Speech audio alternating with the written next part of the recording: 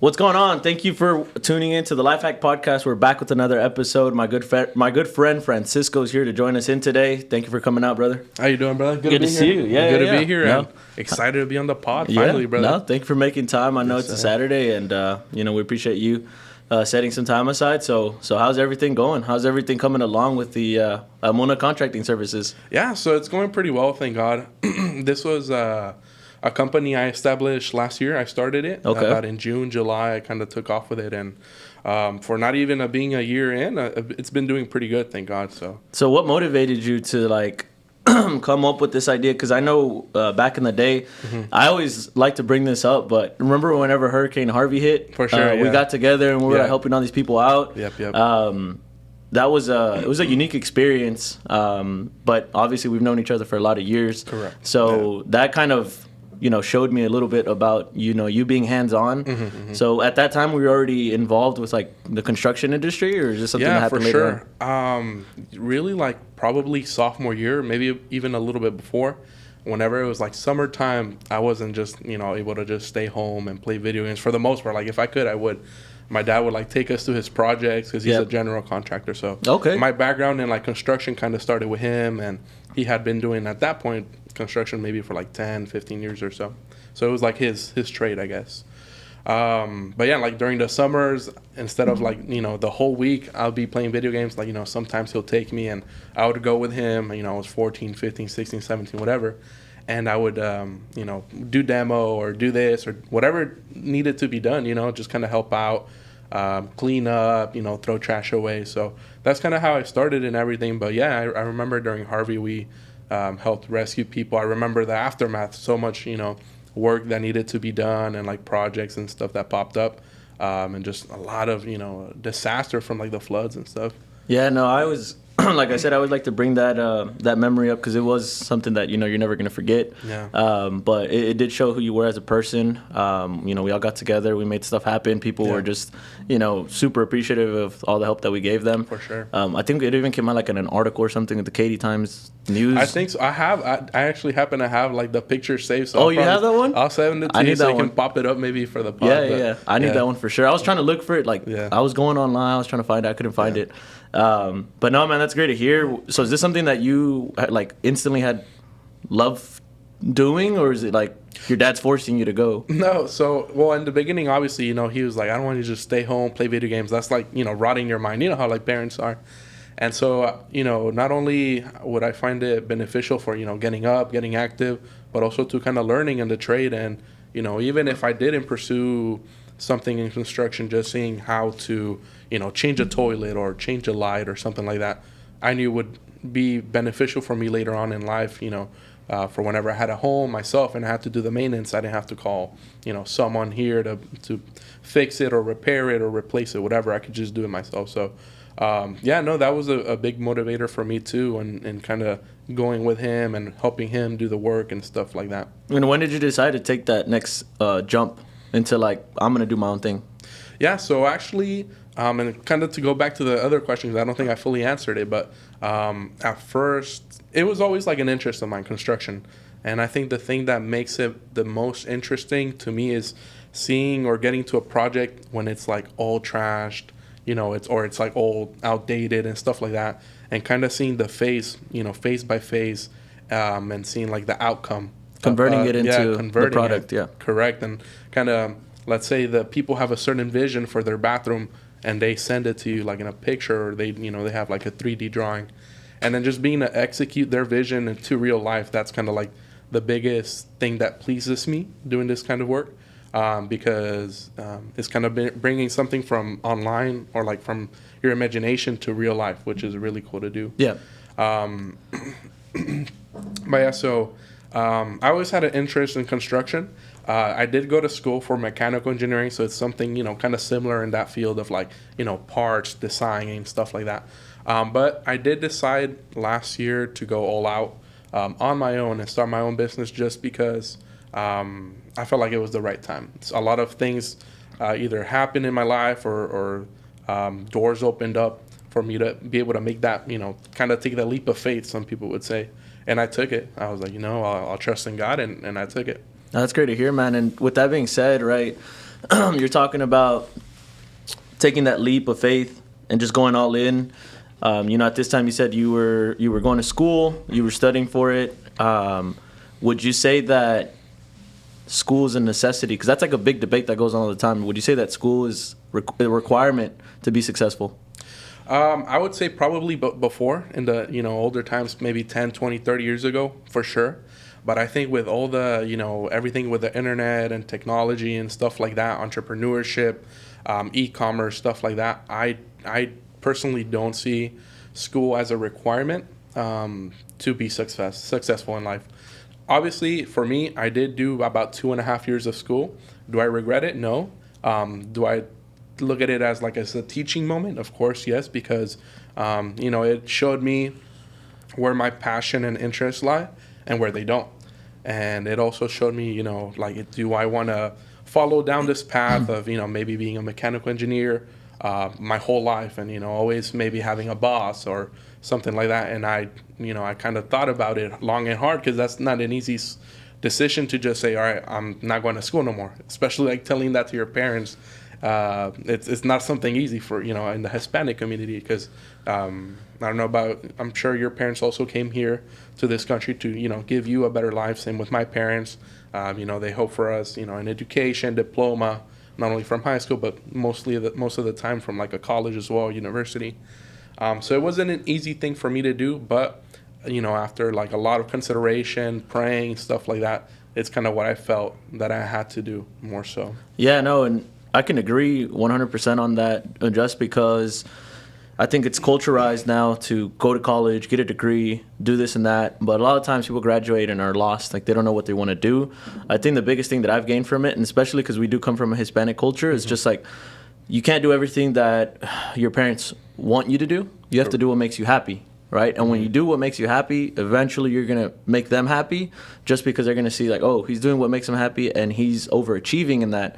Because when you do something you don't love, it's going to become you're going to be miserable. Correct. And so when I was in college, I think the best thing that I took out of it was just the interpersonal skills between people. Mm-hmm. And then I started realizing I like to talk to people. I like to talk to different people. Mm-hmm. And then also the the rigor of some of the courses. Correct. So it's just I go back to it and I look at it. It was, what did it teach me? Hard work and how to gain new connections with people and how to be able to talk to people. And I think that once I started to realize that, I became more motivated. Oh, I like getting to meet new people. Mm-hmm. And so just started opening up doors. So I would say college for me, it just taught me to do what I love. Just like you were saying, right? Oh, yeah. It shows you what you want to do and what you don't want to do. Correct. Because it takes a lot of different courses to realize, I'm not good with, accounting. I'm not good with art. I don't like to do, I don't like anything dealing with art, right? Just different kind of classes that you take, and then you realize, I don't like this. Yeah. I think there was a class that I had to take. It was called... literally word for word, listening to music. It was a requirement, and I was just what? Why do I have to take this? And they're just it's part of the basics. You have to take it. It's $1,000 course, and I was bro, this is a finesse, a big finesse, but I have to take it. So I took it the first day that I show up. Professor's 45 minutes late, and he just shows up, and he's like, all right, class, well, here's the syllabus. We're gonna go through it, and I think that whole course, the only thing I learned was pretty much just talking to other people, because he would group us up and he'd be like, all right, you guys figure it out, and it'd be something very basic. But no, man, that's great to hear. And now with the Almuna contracting services, with it being a startup business for yourself, what do you think you've learned from it? Oh man, a lot of things. I mean, definitely being a business owner is not easy. It's not for the faint of heart, because it's a lot of responsibility, a lot of stress. Pretty much, it's not like you go into a job and there's work for you to do every day. You got to create your own work. So I think one of the biggest things was probably having that mentality, and that change of mentality of, all right, I'm not going to go in, with work already set up for me. I have to create my own work. I have to kind of find my own deals, venture out and find those customers. They're not just going to come to me for the most part. Sometimes they do, sometimes they don't. On top of that too, I would probably say just, kind of being persistent with the business. Once you're a business owner, you kind of work for the business. Sometimes you get paid, sometimes you don't. Hopefully if you get paid, that's good, Especially starting out, it's, you know, the tougher times, and kind of getting it up and growing. That's probably the toughest times in business, maybe like 2-3 years in. So I think, yeah, like maybe also another one of the biggest like lessons that I have is, you know, replying to people. Communication, that's a huge thing in construction that I've seen. Just people either not showing up or not calling back or anything. That's just kind of a reflection of what your business entails. And so that's something that I at least try to, I'm not perfect at it. Obviously, sometimes I get busy. I open a text and I forget to reply. But I try to, you know, every customer, give them the time of day when they need it, if I'm available. And if I can't, at least get back to them, you know, 1-2 days, not more than that later, because if not, then they just go on to the next guy.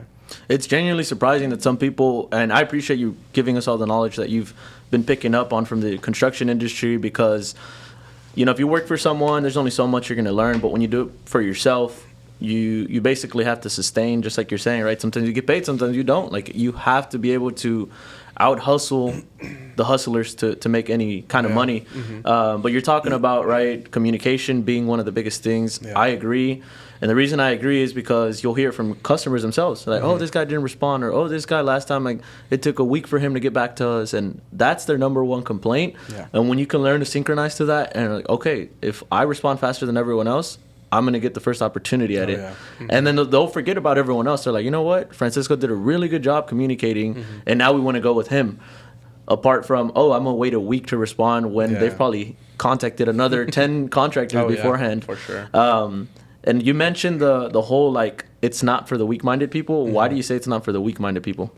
I would say just because it definitely takes a lot of, you know, like faith to be able to take that next step and become your own, you know, I guess, boss and become a business owner. Just because there's, just like in any other business, you know, things can go right, things can go wrong. And when the things can go wrong part happens, a lot of people, that's when they kind of shut down and give up, you know. And so all the, you know, at least I think all the successful business owners were people that got to that point, and instead of, you know, putting their head down and giving up, they're like, all right, there's the mountain. How are we going to climb it and get over it? You know what I mean? Yeah, I get you. And so I think that's why, you know, and also too, on top of that, I think if business was easy, or being a business owner was easy, everyone would be a business owner, you know? Exactly. But you see a lot of employees and only a couple employers, you know, or a couple of bosses because of that same reason. It's not impossible, but you have to definitely either have the mentality to do it or change your mentality to be able to do it and kind of be persistent with it. Mm-hmm. I think the more that you practice on being mentally tough, like you're mentioning, right, that being one of the biggest key factors on overcoming those difficult times, the stronger and stronger that you practice your mind, and the tougher you become, it's just like it only becomes harder to knock you over. Yeah. You know, you can go through a tough situation and just override it, keep going.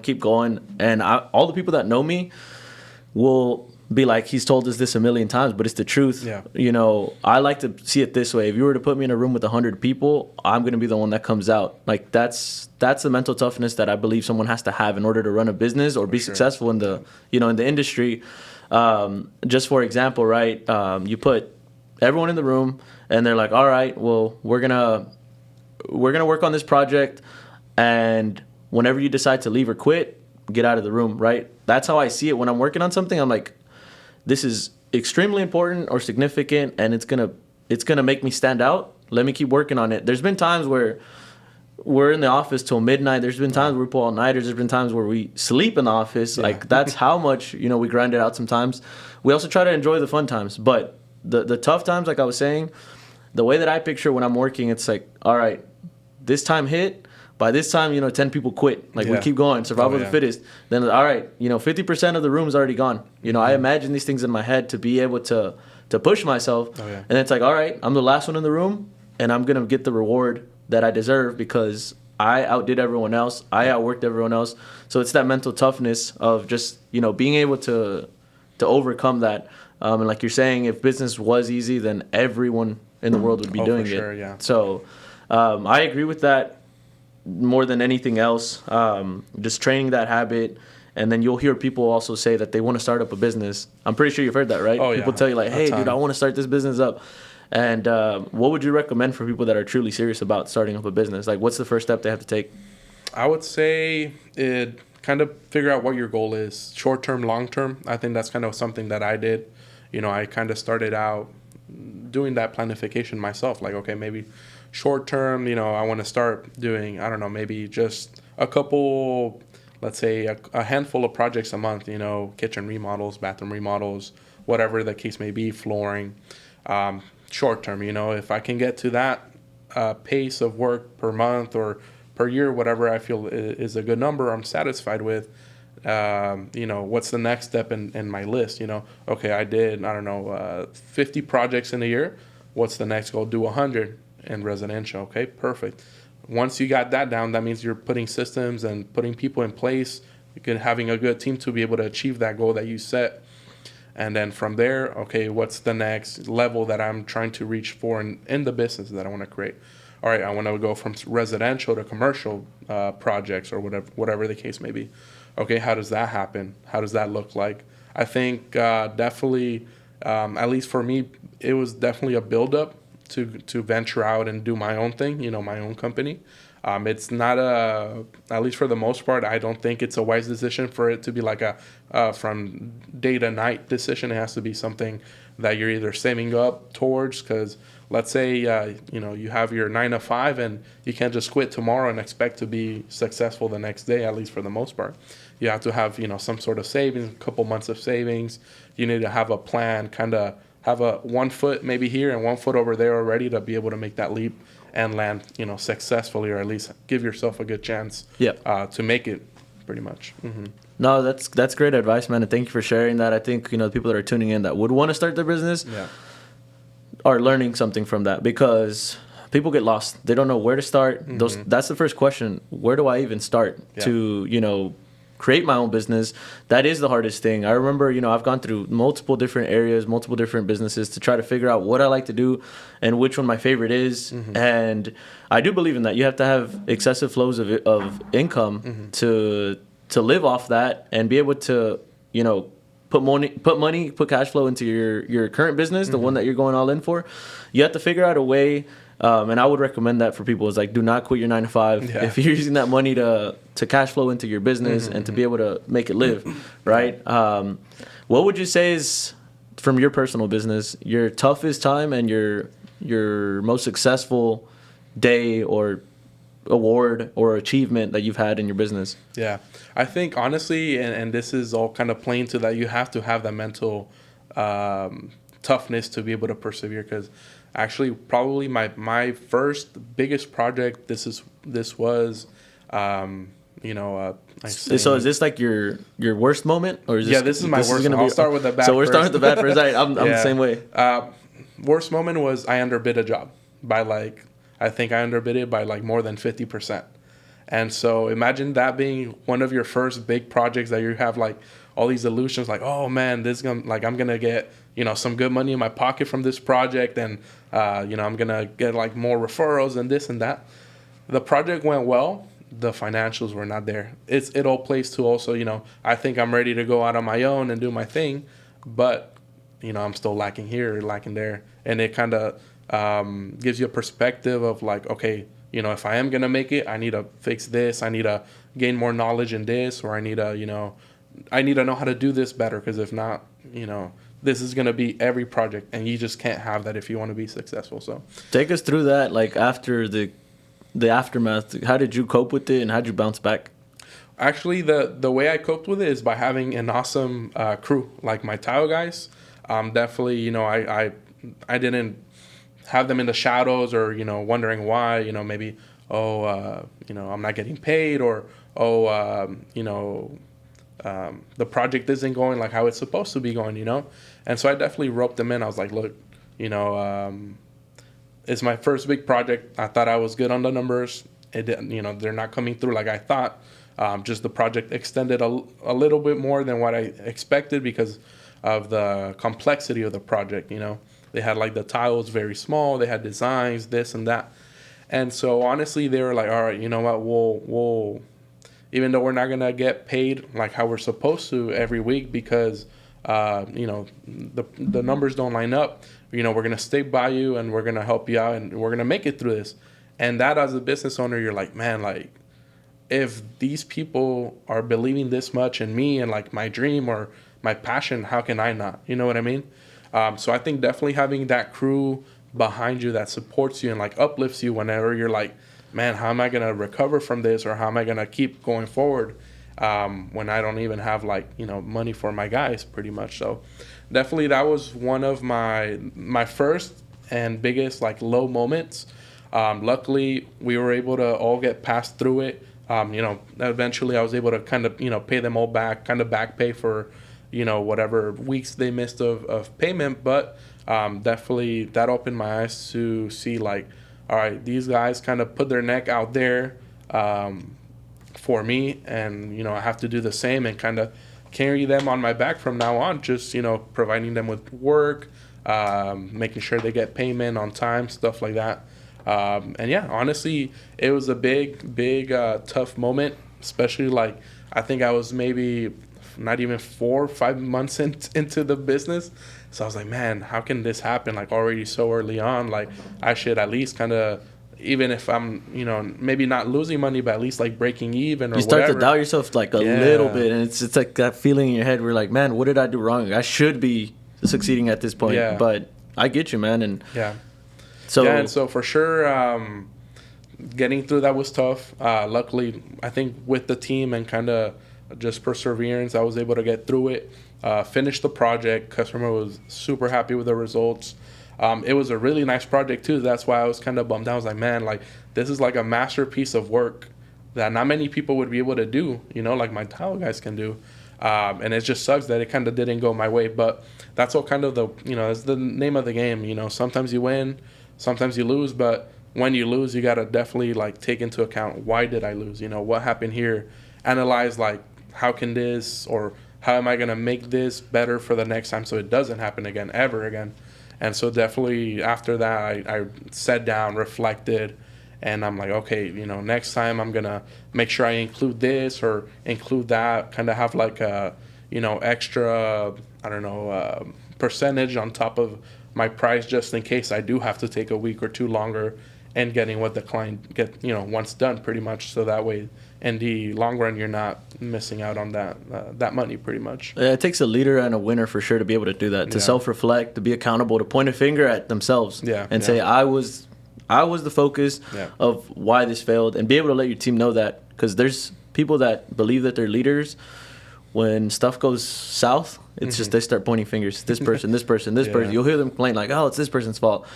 I hate hearing that, just because you are in control of the systematic schemes of things, of how they go. Correct. And so you should be able to point a finger at yourself and be like, how can I get better? You have to look at yourself in the mirror and be, this went wrong because of X, Y, and Z. Yeah. And how can we improve that next time? Even when it's a big L, I think for me, soccer was one of the biggest influences on how I learned to do that, right? I would come out of a game that was just like, man, we played so well. We did so many things the right way, and we still lost. Or we hit the crossbar 10 times, and they got one shot on goal, and they made it. Like, how did that happen? But then you start looking at it, it's like, well, we had the opportunity to score multiple like wide open chances. Why didn't we? Yeah. So I always like to allude to both things because they're very simultaneous in many aspects.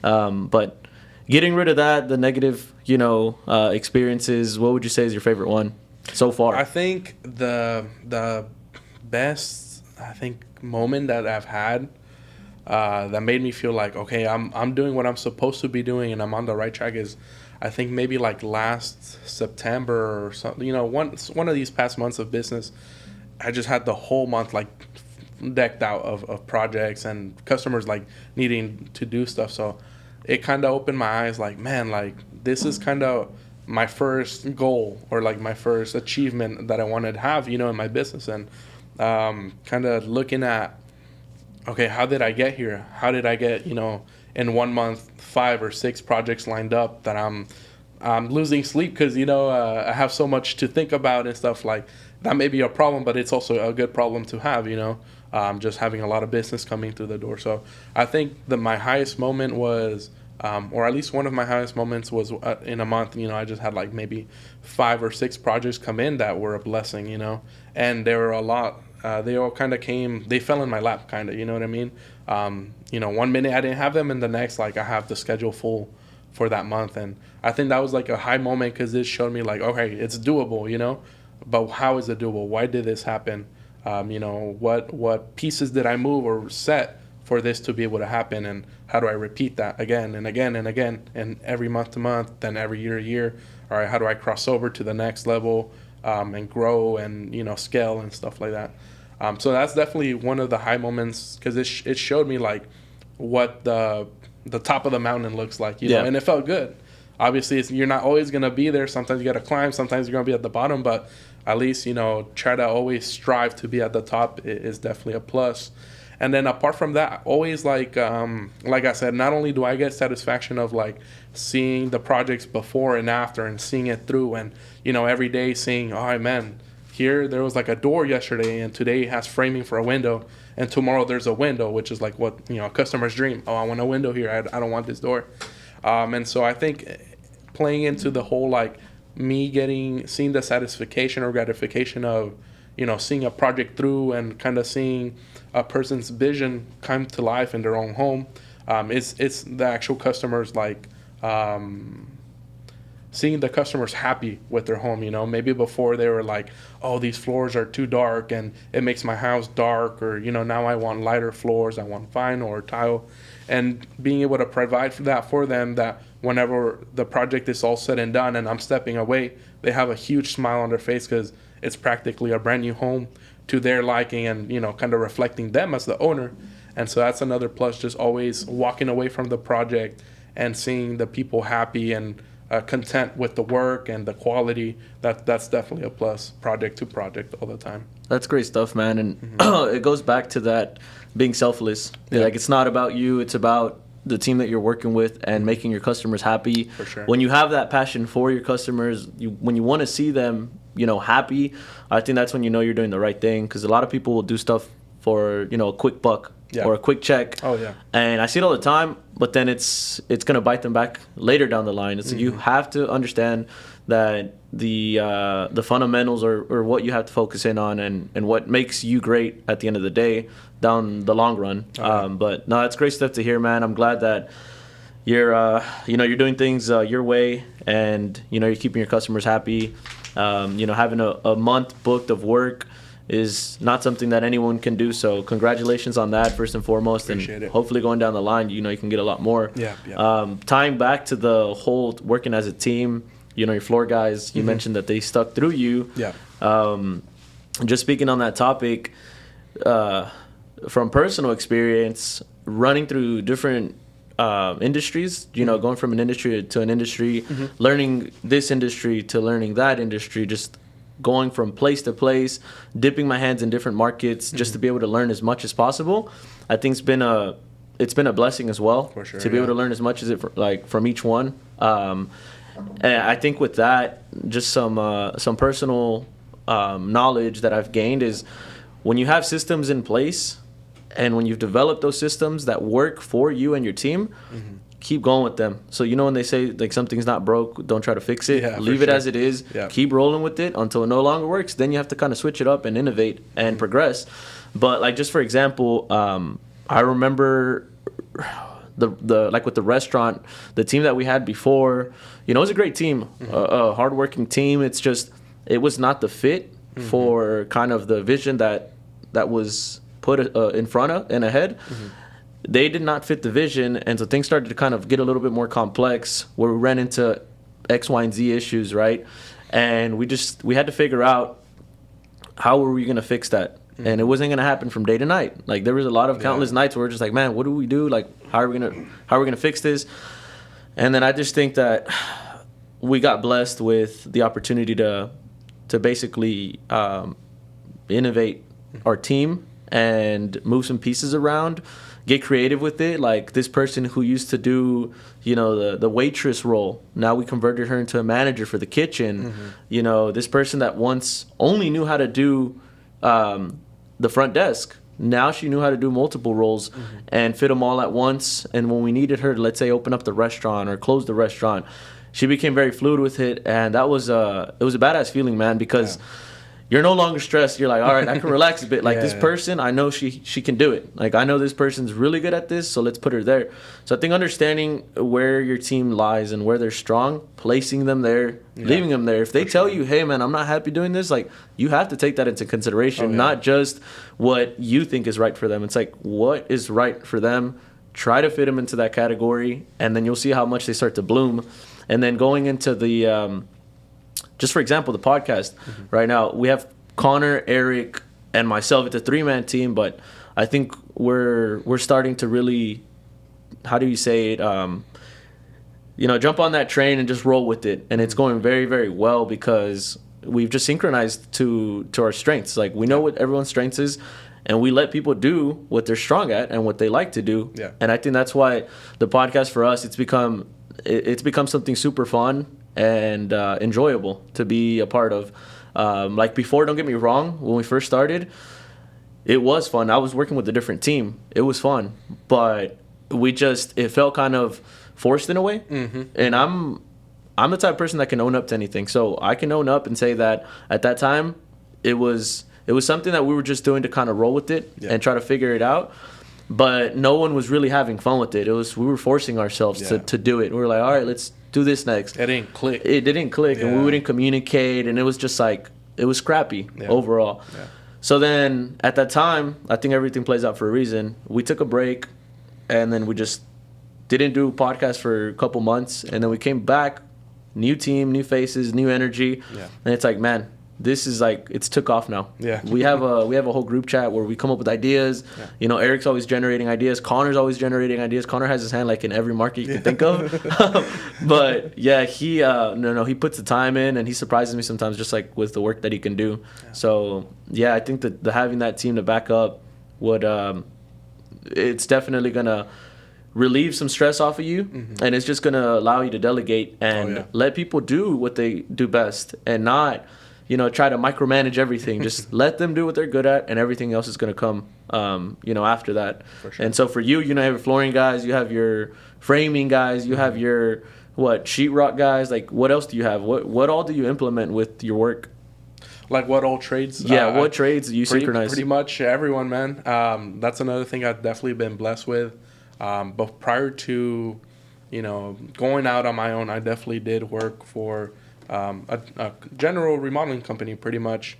And so one of the biggest takeaways, I always kind of reflect on it, that I take from working there almost 3-4 years or so, is the contacts, man. The contacts I was able to make, be it with trades, with vendors, with builders, investors, realtors, whoever, just in this line of work, you're always going across different people. And I think one of the biggest things is taking a second to stop and talk to the person. Like, what do you do? Oh, I'm a realtor. Okay, well, here's my card. If any of your customers need to renovate their home or, do some paint touch-ups before they sell their home, like, let me know. How can I help? So that's definitely one of the big things in this line of work, and in any line of work, really, is just talk to people. I mean, people can either be like your best help, or they can be a benefit to your business, or they can be a competition to you. That's kind of how I see it. So, all right, there's another contractor working across the street. I'm not gonna put my yard closer to the curb or something, kind of to show face or kind of make it bigger or whatever. I'll go talk to them. Oh, what are y'all doing over here? How's it going? Has any challenges popped up? It's an older home or whatever. No, like, I'll talk to them and be like, oh, what all do you do? Oh, sometimes you're not able to get all your projects in. All right, here's my card. Oh, sometimes, my roofer isn't available. You do roofing? Okay, perfect. And kind of build that relationship, because at the end of the day, like I said, you can, the next guy doing the same thing you're doing can be either someone who's helping you build yourself up, or it can be your competition. And I with that statement that you're saying about they can either be your benefit or your competition, it is true, right? You can run into someone that sees you as competition, or you're going to run into someone that's like, man, you know what? If I am booked up, they can probably come in and help. Yeah. I think those are the most successful people, by the way, the ones that think that way. The ones that think are like, oh, that's my competition, they usually don't go far. Yeah. Just being honest from experience and from seeing it, with the whole contact thing, you meeting all these people, I can meet 100 people and I can walk out of there and not have a single friend. So what I'm trying to get at is, how do you meet people, and what do you think makes you likable? I think just starting that conversation with them definitely is a plus. I think that's one of the first things that people may, start liking about me if they do. It's just because nowadays a lot of people are just on their phone, or they're too busy or wrapped up in their head. They're just there's a person here and they'll just walk past by them. No good morning, no like, hey, how you doing? Nothing. I definitely try to be the opposite of that, and whatever the case may be, even if I'm just going to pick up some material, I'll talk to the receptionist, like who's loading me out, or who's like putting the information for me to pick up the towel or whatever. Like, do you have customers who come and buy material that they don't have a contractor? Oh yeah, we have quite a bit. All right, here's my card if they need help or whatever. So I think that's just like talking to them, and also apart from that, just being the first one to say hello and like kind of opening up and introducing yourself. I think, kind of actually getting it in their head and seeing what do they need help with, if they need help, it could be like a very surface level conversation too, but definitely I try to make it in a way that, I'm actually either... You care. Yeah, I care. I genuinely care, but I also want to see if there is an opportunity for me to help them or benefit them, or family, friends, whatever. So I think you got to be genuine with it. I don't think you can say, oh, how you doing, and then like not listen to whatever they say. Like I could care like, hey, how are you doing, and then they start talking, you're on your phone like, oh, hold up, I got an Instagram notification. For sure. No, I mean, I feel like in many businesses and industries, people are they're your business maker, as long, like, if you are good with people, then you're good. There's business people that either don't know how to talk to customers, or they don't talk to customers, and I think that's the worst thing. Personally too, I've seen it happen that, for example, contractors will get the project at the beginning, they'll be all like, genuine and nice, and then they won't show up for the whole duration of the project. And the homeowners are like, where's this guy that we thought was going to show up and stuff? And then they just don't show up till the end of the project, ready to collect the check. Like, I definitely try to make it a point to be present, not only for the customers, but for my guys, for my team too. They definitely also rely heavily on me for guidance and direction. And, I may get the vision from the client, but then I have to translate that to them and, kind of guide them on how to execute that too, because if it's just a conversation between me and the customer, how are they going to know what to do? So definitely, just communication and kind of getting through to the person. So you would say that building a connection, it requires you to follow through, and not just the beginning stages of like, oh, I'm so and so, this is what I do, and then leaving it at that. Like, you actually have to follow that connection through. Is that what you're saying? For sure. And just an example of that actually just came to my mind. I did a project recently that I did an outdoor kitchen. Now, I got the project through a designer. He designs like more commercial projects. So I think he told me he was like working on a Los Cucos restaurant, like stuff like that, commercial jobs.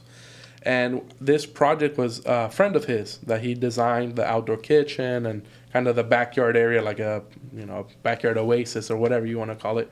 And so in doing the outdoor kitchen, they wanted to match the brick for the house as close as possible, because it's an older home, so it's hard to get the exact same match. And so the thing is that they purchased the brick, the designer, because I had kind of left that up to their discretion. It's your friend, kind of go back and forth, show them the samples. And the brick wasn't a good match whatsoever. And so what I had to do is, even though it wasn't my job to get the correct brick or get it approved, I went down to like the vendor, Acme Brick, which is the vendor, and I started talking to people. Look, like, this is the sample brick that I need. This is what I'm getting. It's not working out.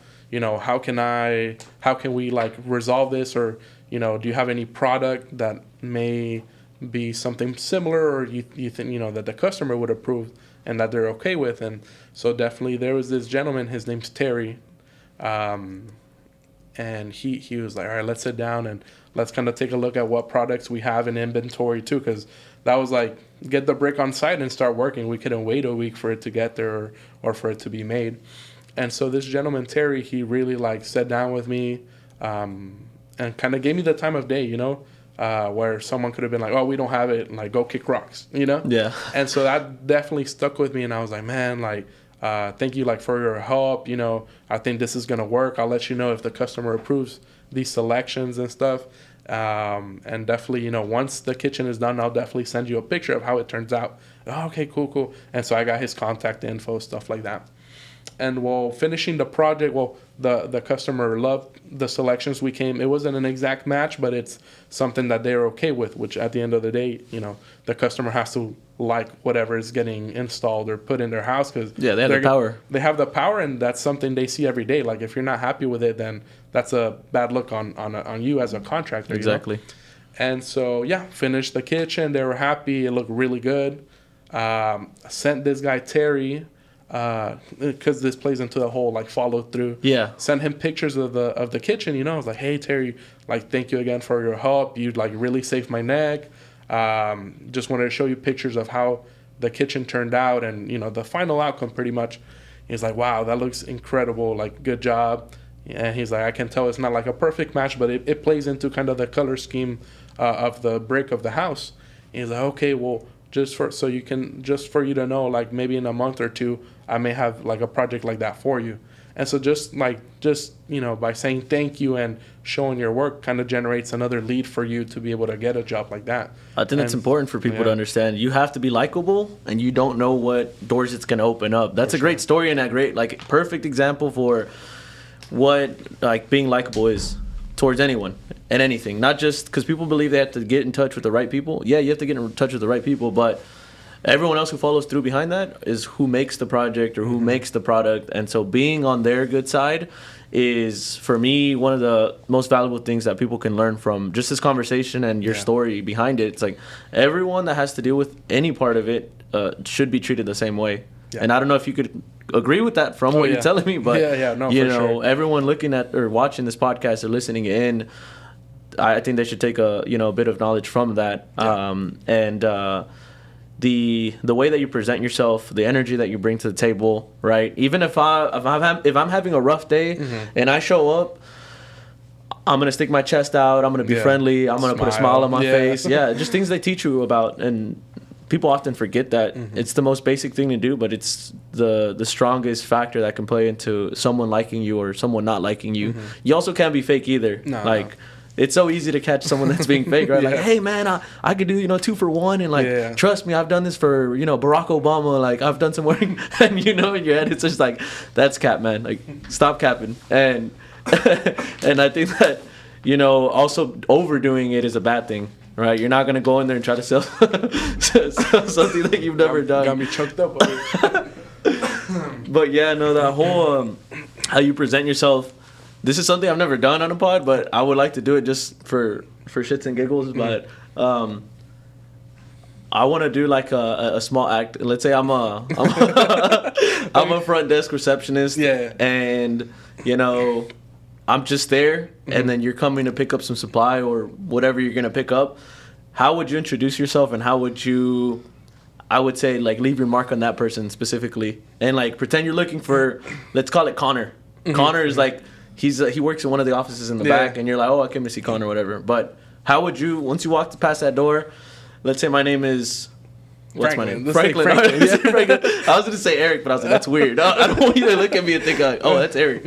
All right, Franklin, you're looking for Connor, and how would you introduce yourself? And then we'll go vice versa. I'll do it as well. Okay. And people could take notes, body language, like, look, whatever the case may be. Just don't try to flirt with me, please. All right, perfect. All right, here we go. All right. Hey, how you doing? Hey, what's going on, My name's Francisco. How you doing today? Nice to meet you. It's going pretty well. The weather's actually nice today. It's sunny. Yeah, no, for sure. I have to load out today, and I'm glad there's no rain, because that means I have to cover all the material and stuff. But hey, I came to see Connor. Is he available right now? Let me go look back for you real quick. I think he was doing something, but give me a quick second. Okay. Oh, he's actually available. He's available? Okay, yeah, he is. Awesome. Well, I have to go back and talk to him, but I never got your name. I wanted to see, if there's anything that I can help with. I know, you probably deal with customers most of the time, maybe contractors, but definitely I want to see if there's any, if you see that there's customers that need help, I want to give you my card and kind of have you involved in that transaction too. Nice. This is a great business card. Thank you for actually giving it to me, because most people forget. They just come and they look for the person and then they leave. So thank you for giving me this. I'll contact you again. All right, for sure. Thank you. I'll be back soon. That was great, man. No, I love how you involved the person and you kept the conversation flowing and kept it interesting. So we'll go vice versa now. Francisco, I'm looking for Eric on the other side. So I'll walk through the door. Do you want to switch up the scene a little bit, or do you want it the same thing? Switch it up a little bit. What do you want to do? I'm just kind of, I don't know, whatever plays into your like day to day. Let's say. Okay, so you're the. Or like I'm a worker and he's the project manager in a demolition project or something like that.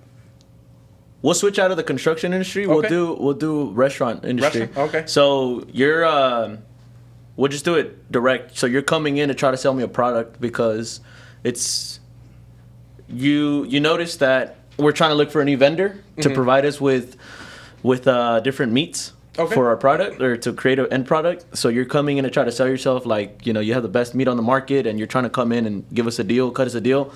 So, you could just kind of make something up about like, oh, we have the best meats in town, whatever. And I'm going to give you, my word of advice, and I'm going to give you a set of, information to lead on to a potential closing of we're going to do business together. So you walk in and your name's Francisco and I'm at the restaurant and you're trying to sell yourself to, you don't have to go all out, but just, we're introducing these meats that we have down the road and we noticed that you guys may need it. And then, I'll sell it on how we can do business together. Gotcha. So, okay. All right, you walk in the door. Hey, how you doing? Hey, what's going on? I was Francisco? just, I'm driving around the neighborhood and kind of seeing at different restaurants that are in the neighborhood. And I actually kind of wanted to introduce myself and what I have going on. So my name's Francisco. I specialize in different local meats, being from cow or pork or whatever. The meats are really high quality. They're all grass fed. Knowing the animals aren't enclosed, so it's really high quality meat, tender, juicy. And I wanted to see if we can make something work together. No, that's great. Thank you for actually coming out. We're just recently now looking for a new vendor. The one we have is great. They've done an awesome job, but it's just time for, time to innovate a little bit. Time to bring in a new taste, upgrade the taste. And I actually saw you guys down the road. We were figuring if we wanted to go check you guys out in these recent days, or just wait till next week. But I'm glad you stopped by. If you didn't stop by, we probably would have waited till next week, and then by that time, someone else can walk in and sell us their their product. So I'm glad you came in. You look like the right guy, the great, you look like a great person to be able to work with us. And it seems like you guys have been doing this for a while. I looked at you guys online. Looks like you guys have been in the business for 50 years and plus. Yeah. So that caught our attention because the other guys that we work with have only been in the industry for 15. And I'm not saying that the amount of years in the industry matter, but having more experience and knowing how to transition from market to market, it's a great thing, man. So I'm definitely going to give you my card. Here it is. Yeah, appreciate it, bro. That's my card right there. Give me a shout. And what I do want to set up is like a Microsoft Teams call, or if we could even do it in one of our offices here. Perfect. If you guys have an office down there, we'll set it up. Let's bring a spreadsheet of the different kind of meats that you bring. Bring the backing behind it, and the quantities that you guys could provide, and the bulk pricing as well. That's one of the biggest factors for me, right? How much you can bring it, how quickly you can bring it. Because sometimes we'll run out very fast, and we need a quick exchange. So if you can bring all that information with you, I don't know who else is a part of your team, but I'm assuming, right, you're going to bring in any of your partners. And if you can bring them with you when we sit down, we'll go thoroughly through everything. I'll bring my partners as well. We'll dig in through it, and if we can make stuff happen, man, then we'll make it happen. You guys are right down the road, so there's no better place to be than right across from each other. So sounds good. I'll give you a shout and we'll set it up. All right, I appreciate that, man. So yeah, there you go. For the people watching, just there goes a little bit of role playing on the business. Exercise. Yeah, you're going to Hollywood, bro. Yeah, no, we're going to Hollywood. No, man, but yeah, that's great stuff right there. I can tell that you've built your connections for that reason. Yeah. When you can talk and when you can sell people on, I think the biggest thing out of the one that you were acting on is just how likable it was. The tone of voice, the questions, the making sure the person in the front felt important. Yeah. And then also the exchange of the business card. People forget. That's one of the biggest things that you could do, because when you leave that room, you don't want to be like, crap, I forgot to give them, my contact. Yeah. And you'd be like, oh, they'll remember me. But then they can forget. If they have your card, they're like, that's that one person that actually gave me their card that we remember. But no, that's great stuff, man. Pushing forward a bit. What plans do you have for yourself? Like going down the industry? Do you plan to dip your hands in another industry? Do you want to roll with just construction? Like, what do you have? What vision do you have for yourself? Well, for the time being, just construction. There's definitely other, businesses that I want to kind of dip my hand in. A lot of kind of rental stuff, maybe even like venue rental stuff that I've seen with my wife that like it's something that we like and we think we would excel at. Maybe it's something we just can't start yet, but at least have it like a plan for the future. But at least for the construction side of things, definitely, like I was mentioning earlier before the pod, I have, the residential kind of side of the business up and running. It's almost to a point where I would feel comfortable, where it's like, making good money and I can kind of leave it where it's at and kind of transition to starting also like a commercial building side of the part of the business pretty much. Okay. And so that's kind of my main goal right now. I think once I have that other side up and running and I can kind of handle both and they're both at a good place, then it's, how can I merge them or how can I, make it more efficient, kind of, make the process more efficient. And then maybe from there, who knows, there's a lot of things you can do. Yeah. You can do like build custom houses for people because sometimes people, they see your work and they're like, can you build me my whole house? Or, also maybe like in the future partnering with investors and doing like the townhomes or the duplexes or whatever. Like they're all popping up right now, in Spring Branch and downtown, or like the 2-3 story townhouse. Definitely kind of, bring more key players into the business, definitely. That's nice to hear, man. And with you being able to, I would say, keep up with not just the business, but these ideas that are coming down the line, who's kept you in check or who's helped you grow as far as like mentors or people that have influenced you? Who would you say is like, the top people that have influenced you? Well, definitely my wife. I kind of tell her, she's like, I joke with her like, oh, you're my assistant, kind of. Cause she helps me out with a lot of stuff. Like I was saying before, like she helped me design this. She's Can you hand that over real quick? Yeah. We're gonna take a close we're gonna. So get at my boy 832-978-5668 on Instagram and Facebook. Almuna Contracting Services. So here you have it. Check out his work. It's amazing, and appreciate it. I'm sure you would not be disappointed once you see the work that he's done. But yeah, going back to it, you're saying that your wife is one of the biggest influences. Yeah, no, she definitely helps me out. Sometimes I may not be like in the mood to work on estimates, or I'm like beating up myself for something that went wrong, and she'll definitely like motivate me and kind of help push me.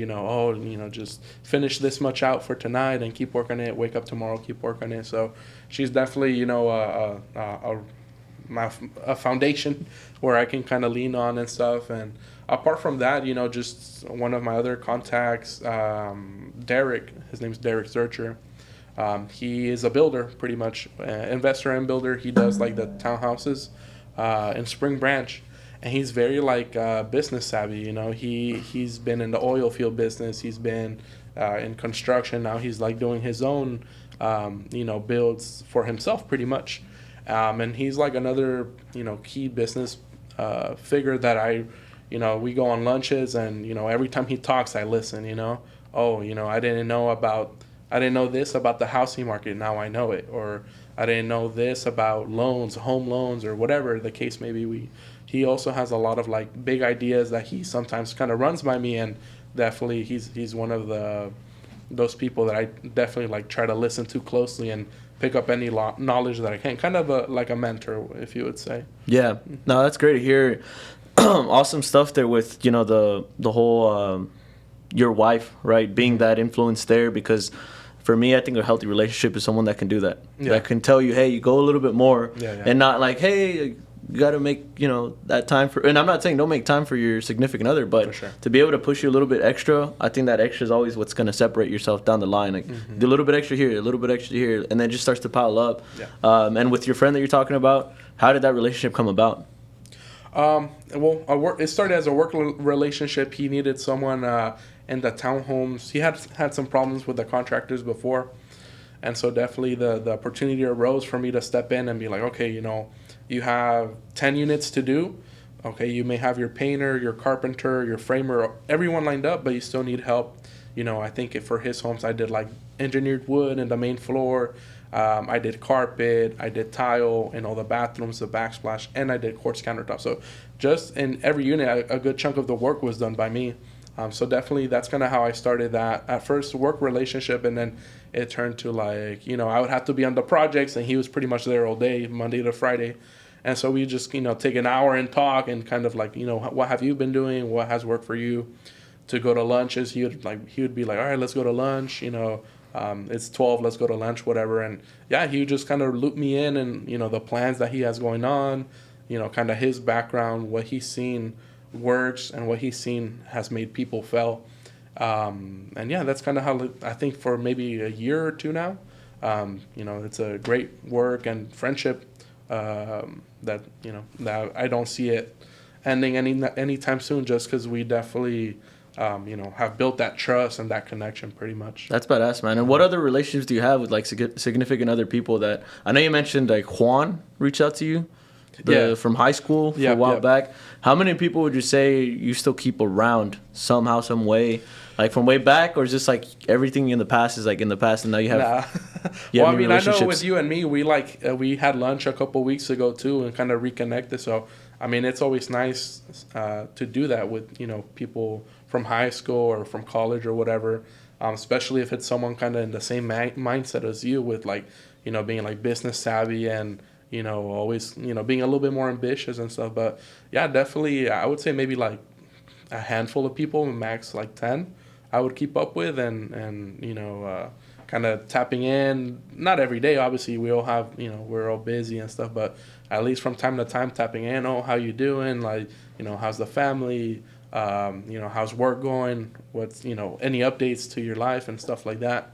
But yeah, like you said, Juan Gonzalez is his name. You remember him? Yeah, I remember him. Yeah, he's you know, we've got something in the works too that hopefully with him and his brother. So yeah, just people kind of like that. They come up and they remember, like for their case, they always tell me. One time I helped them from his brother got a new house.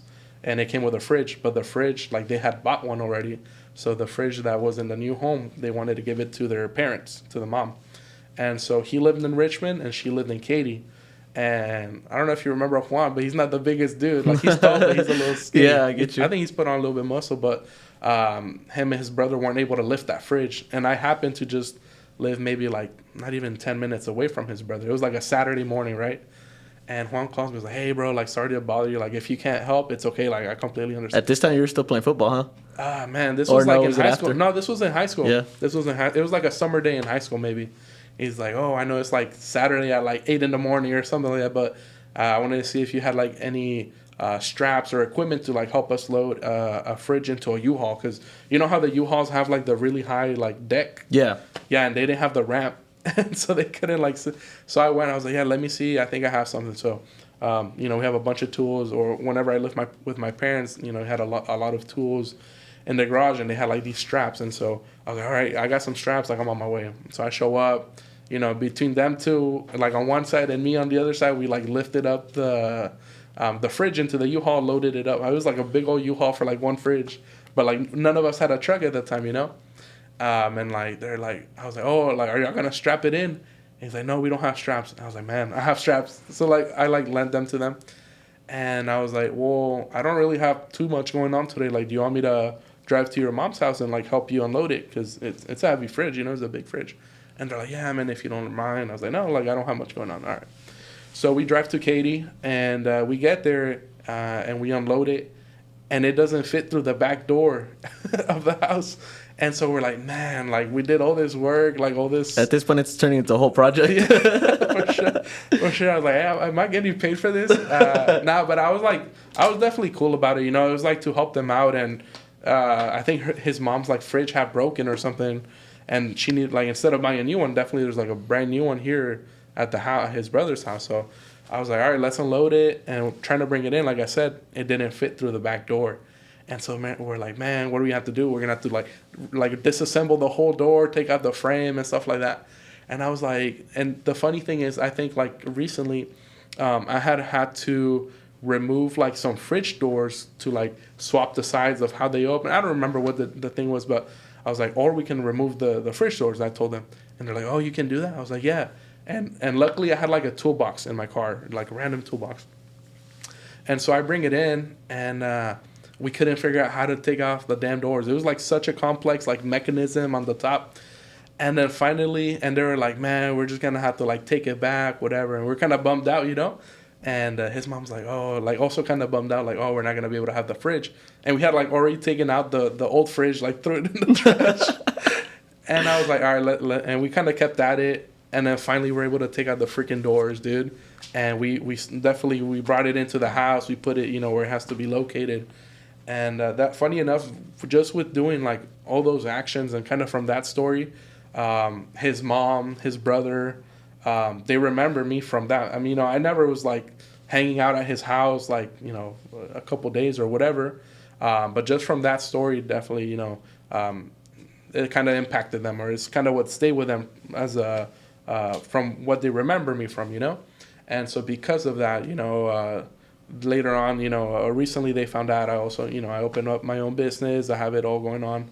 And, yeah, they definitely want to, they reached out. We met a couple times, and they want to work on something together. So I'm like, I think just being a good, genuine person will go a long way, because something that I may, you know, have seen as like, oh, I'm just helping them move a fridge on a Saturday, you know, to them it's like, man, this guy really like helped us out, and it meant a lot more. Yeah, and you know, if anyone else would have come, like they wouldn't have been able to help properly, or they would have charged us like $200 just for the help or whatever. But no, definitely, I think whenever you put in situations like that, like lend a hand. Like if it doesn't cost you much, if you're not busy and you can help someone out, like do it, and they'll just from that they'll remember you. It's like those little actions. Yeah, the little actions that will have a long lasting impact on that person. Speaking on that, right? Just you being a genuine person, are those the kind of people that you like to keep around, or what are the people that you keep around look like just mentality wise, and who they are as like people? Who do you like to keep around? Definitely, I think like-minded people, people with the same or similar interests or values as me. You know, you gotta love everyone. You know what I mean? But definitely, there. I think people have a big influence on you as a person. And so obviously I think if you're hanging out with people who are, you know, graffitiing walls and stuff like that, I mean, how's it going to look on you, you know?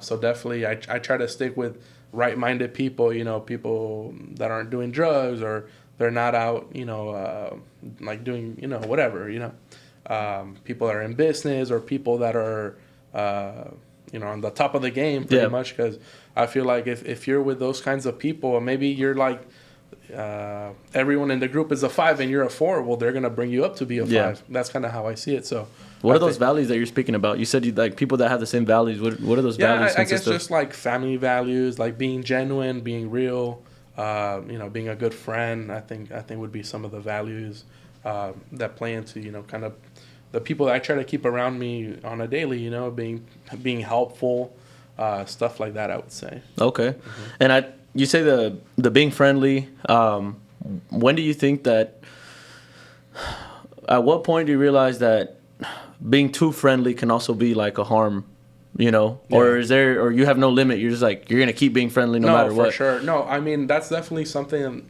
with me that I can be friendly. In the past, I've been like overly friendly, and people take advantage of that too. I mean, it's a, you know, to be real in the world, like there's always people that are going to try and take advantage of you some way or the other. So, you know, especially with customers, you know, I befriend them, and, you know, we try to, you know, have a good relationship and stuff. But definitely there is a line between like, you know, friendship and like business, you know, I guess you could say. So something that I've also had to work with is not, you know, kind of seeing what the limit is, or, you know, what's, you know, the boundary for that friendship or whatever. So what is your what does your progression look like with that? Like, once you can start to tell someone's taking advantage rather than just being friendly, like, how do you cope with that? Yeah, I would definitely, I mean, I think like just cutting off definitely isn't a solution. You never want to burn bridges, but obviously being like, oh, hey, like, I don't, you know, I can't help you out with this, you know, or like, for example, oh, you want me to change that fan? Yeah, that's cool. Like, I'll help you out, but I have to charge you for it. I can't just do it as a free favor. Like, I'm running a business and, you know. Like, I've already done that for you 10 times. Yeah. Now it's time to start charging. For sure, yeah. So I think just setting, like, clear boundaries is important, too, if you realize that, you know, like, hey, this guy probably doesn't have the best intentions with, like, you know, me working with him or working for me or whatever. But, yeah, I think just, you know, realizing that they don't have the best intentions and maybe setting a boundary or just being real and talk to them. Yeah. Like, you know, like, all right, you know, I can do this for you for sure, but not as a friend. Like, I'm a business owner and you have to pay for this pretty much. That's great. That's great advice there for everyone else. And this is something that I like to do always, just to kind of end things off with the podcast. Is just like, if there was, you know, a group of people that didn't know you at all and wanted to get something out of you, what advice could you give them, just in general, like life advice, like business advice? Like, what's probably one of the biggest mottos or just quotes or anything that you know of, or just something your parents have taught you that you think like this could be game changer for you if you were to listen in as a piece of advice? Yeah, I think for life advice, honestly, like I do consider myself a good person. So I think being a good person will take you a far way, you know? You know, I think like a big one is like, don't do wrong unto others, like, because you don't want someone to do wrong by you, pretty much. So I think at the end of the day, like, just be a good person. Like, if someone needs help them out, and just, you know, have those relationships that are going to help build each other up. And for work advice, I would say, at least for me, doing this, it hasn't been being a business owner, it hasn't been easy, but it's something that I like and it's something that I want to stick to. So I think just like if you're like in your 9 to 5 and you have aspirations to have your own business and you know, do something bigger than just, you know, going in at 9, going home at 5, and just being kind of limited there, is definitely, you know, have that mentality, or start creating that mentality to be able to like switch gears, and instead of just being an employee, now I'm gearing towards being my own boss. And, you know, how does that look like? And just have persistence with it, I think, would be the biggest takeaway. Gotcha. Yeah. Well, thank you for everything, Francisco, a good friend of mine. For those who don't know, I've known Francisco for quite a few years now. We go all the way back to middle school. I think I saw a picture of us I was going through your Instagram just looking at pictures, and I saw the I think it was like a 6th or 7th grade dance. We took like a picture. Oh, yeah. We have like the party beads. Yeah. But yeah, we go way back. And as you could tell, right, you're one of my good friends just because of the mentality that we have. So thank you for taking the time out of your day. Your wife's probably like, where's he at? No, I'm kidding. But yeah, no, thank you for everything, man. We do appreciate you and everything you have to bring on. Sure. I know people that are watching it will definitely get motivated with some of the advice. So thank you for tuning into the Life Hack Podcast. It's been a pleasure having my friend Francisco on here. Sir. Thank you for everything, brother. Yes, sir. You got it. Been a pleasure. All right. Nice.